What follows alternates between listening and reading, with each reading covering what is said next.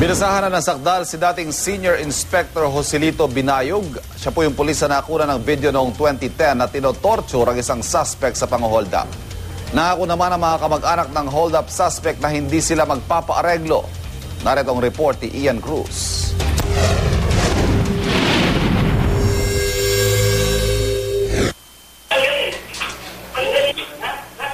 Sa videong ito na unang lumabas noong August 2010, makikita ang hold-up suspect na si Darius Evangelista na hubad na nakahiga sa sahig. Ang lalaki sa kanyang harapan, si dating Senior Inspector Joselito Binayog na nakunang pinag-aampas ng suspect sabay hila ng taling nakapulupot sa ari nito. Wala noon, hindi na nakita si Evangelista. Si Binayog na itinuturong pasimuno ng pagpapahirap ang commander noon ng Asuncion Precinct ng Manila Police District.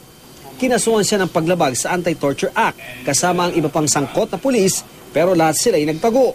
Nitong Lunes, inaresto si Binayog ng mga tauhan ng PNP Intelligence Group habang sinasamang mag-ayos ng lisensya ang isang kaibigan sa LTO Tayuman sa Maynila.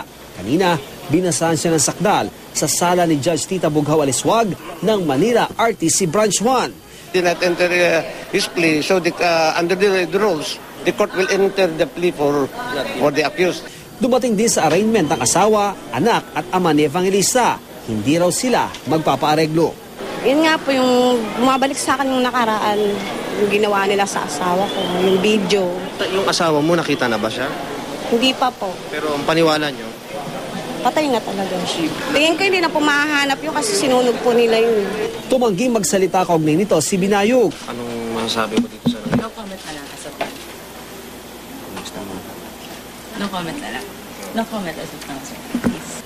Sa June 19 tinakda ang pre-trial ng kaso ni Binayog na ngayon nakadetine sa Manila City Jail.